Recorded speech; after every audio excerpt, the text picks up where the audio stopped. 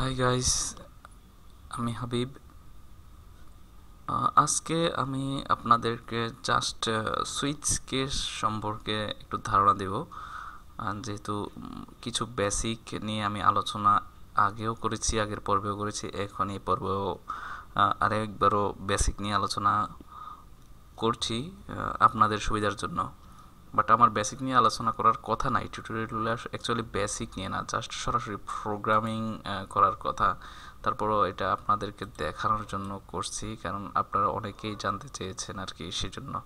তো আমরা just at first আমরা আমরা আমাদের প্রোগ্রামটা সেভ করি, সোর্স ফাইলটা সেভ করি,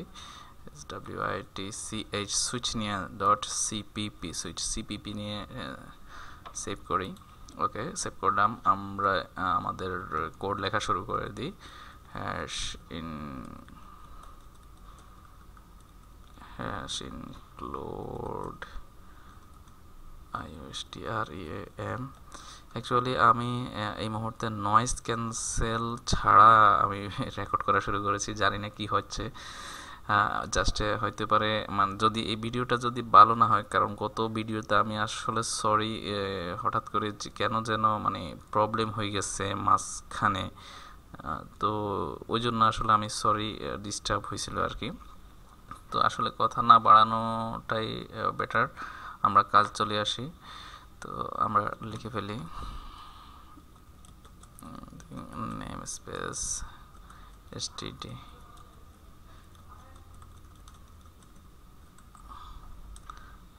main। আচ্ছা, আমরা জাস্ট একটা ভ্যারিয়েবল আমরা ডিক্লেয়ার করি, ক্যারেক্টার টাইপের ডিক্লেয়ার করি, আর ক্যারেক্টার টাইপের একটা ভ্যারিয়েবল ডিক্লেয়ার করি, ক্যারেক্টার টাইপের একটা ডিক্লেয়ার করলাম। যে আমরা মানে আমরা ধরেন আমরা গ্রেড নির্ণয় করব, গ্রেড নির্ণয় করার জন্য আমরা লিখি GRAD, গ্রেড লিখি। এখন আমরা আমাদের সুইচ কেসটা আমরা লিখে ফেলি SWITCH। এটা অ্যাকচুয়ালি পুরোটাই আপনারা এর আগে যেভাবে ইফিলস নিয়ে কাজ করেছেন সেই ইফিলস প্রোগ্রামের মতো, ইফের মতোই, জাস্ট কন্ডিশনটা মিললে, এক্সপ্রেশনটা মিললে, যেটা যার সাথে মিলবে সেটাই কাজ করবে।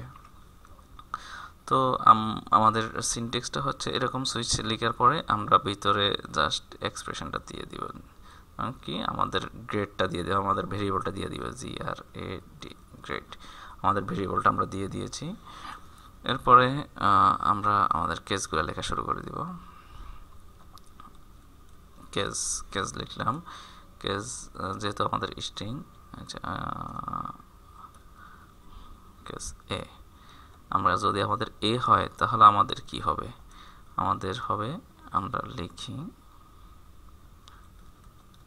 জাস্ট আমরা লিখে দিলাম যে ভেরি গুড,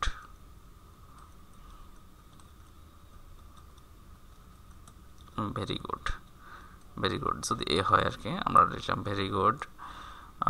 তারপরে আমরা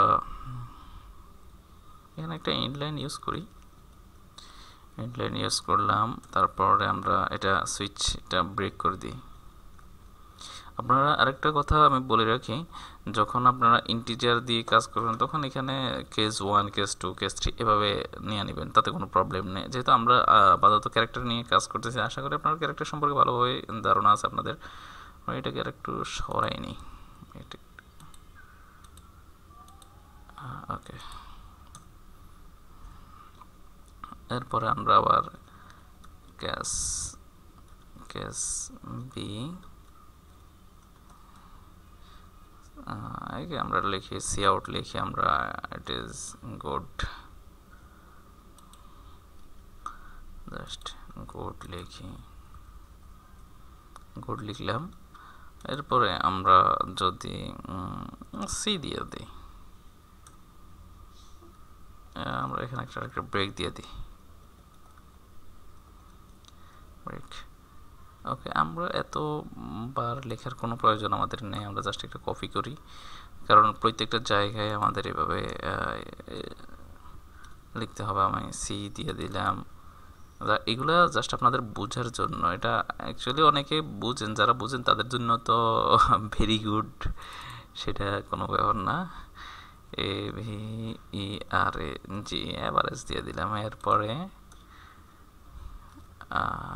দিয়ে দিলাম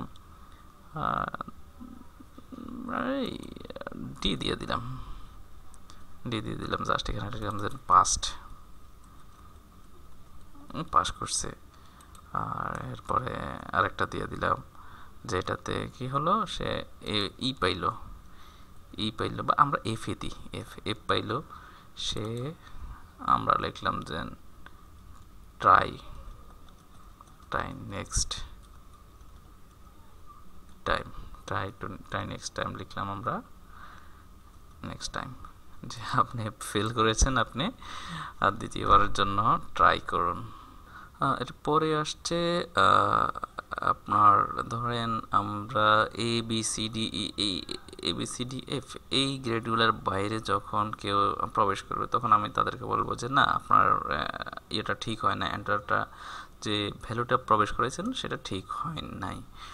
তো এই জন্য আমরা একটা ডিফল্ট কেস দিয়ে দিতে হয়, সেটা সুইচ কেসের মধ্যে মানে আছে, ডিফল্টলি আমি বলে দিব যে ইউর লিখে দিয়েছি, ওটিকে লিখলাম যে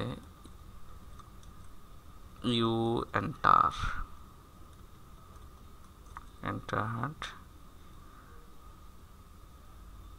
না, ইনভ্যালিড আমরা লিখলাম না, আমরা ইনভ্যালিড লিখতাম চাইছিলাম, আমরা একটা বললাম যে your input is not correct, please try again, লিখলাম your input is not C O R R E C T P L E আছে, please E N T enter correct input C O R R E C T correct I N P U T input দিয়ে দিলাম, এবং একটা আমরা ইন্টেল দিয়ে দিই, ইন্টলাইন দিয়ে দিই। এখন আমাদের গ্রেড অনুযায়ী আমাদের যে মানে যে গ্রেড আর কি আছে সেটা আমরা এভাবে, এখন আমরা যে ইনপুটটা দিয়ে দিব, গ্রেডের যে ভ্যালুটা দিয়ে দিব, ওই ভ্যালু অনুসারে আমাদের রেজাল্টটা আসবে। যেমন আমি এখানে যদি বলে দিই গ্রেড ইকুয়াল, যদি আমি দিয়ে দিই এ দিয়ে দিলাম, তাহলে আমরা আমাদের প্রোগ্রামটা রান করাই, রান হচ্ছে, একটু সময় লাগছে, হ্যাঁ আমাদের বলছে যে ভেরি গুড, আমাদের এই রেজাল্টটা আসছে, অর্থাৎ আমাদের সুইচ কেসটা কাজ করছে। তারপর আমি যদি এখানে এ না দিয়ে আমি যদি দিয়ে দিলাম যে সি, তাহলে আমার রেজাল্টটা কি আসবে, আমাদের প্রোগ্রামটা রান করছে, বলছে যে অ্যাভারেজ, তার মানে আমাদের কোডটা কাজ করতেছে।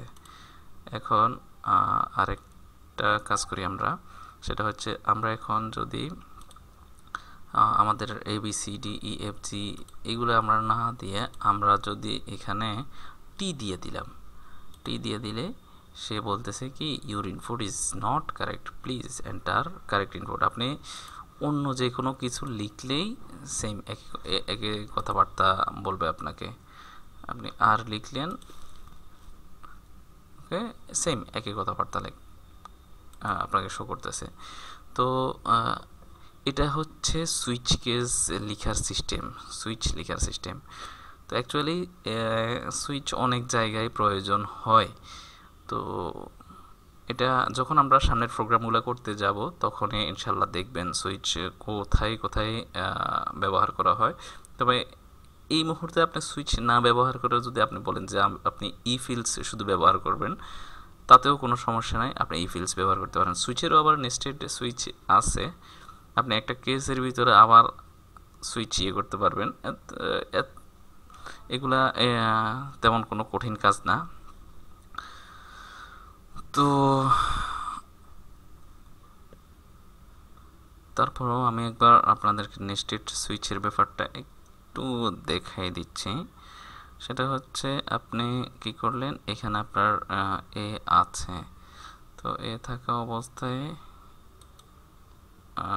এখানে আপনি এখানে আরেকটা সুইচ নিলেন, SWITCH সুইচ নিলেন। আরেকটা সুইচ নেওয়ার পরে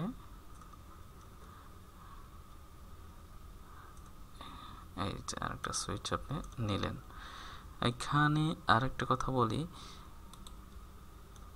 হ্যাঁ, একটা আপনি ইন্টিজার টাইপের একটা জিনিস নিয়ে নেন, সি নিয়ে নেন, ইন্টিজার টাইপের একটা সি। আপনি এখানে একটা সি দিয়ে দিলেন এবং এখানে আপনি সি সি ক্যাশ ক্যাশ একসাথে আপনারা ইন্টিজার টাইপের যে জিনিসটা সেটাও আপনারা বুঝিয়ে যাবেন আশা করি। সি কেস ওয়ান দিয়ে লিখলেন, ধরেন গ্রেডে এই গ্রেডে কত কত পাইছে, সেই রেজাল্ট কত পাইছে মানে সেটা আর আমরা দেখিয়ে দেব। তাহলে লিখি COUT, লিখলাম যে মার্ক লিখলাম, মার্ক ইকুয়াল সে 75 পাইছে বা 76 পাইছে, এতটুকু লিখলে চলে। আমরা এরপর একটা ইনলাইন ব্যবহার করে দিই। হ্যাঁ, এখন যে আমরা সি এর ভ্যালুটা আমরা এখানে দিয়ে দিই, সি ইকুয়াল টু 1 আমরা এখানে ডিক্লেয়ার করে দিই। এখন যদি আমরা রান করাই, ও আচ্ছা, আমাদের এখানে আমরা চেঞ্জ করতে হবে। এখানে আমরা এ পাইছি,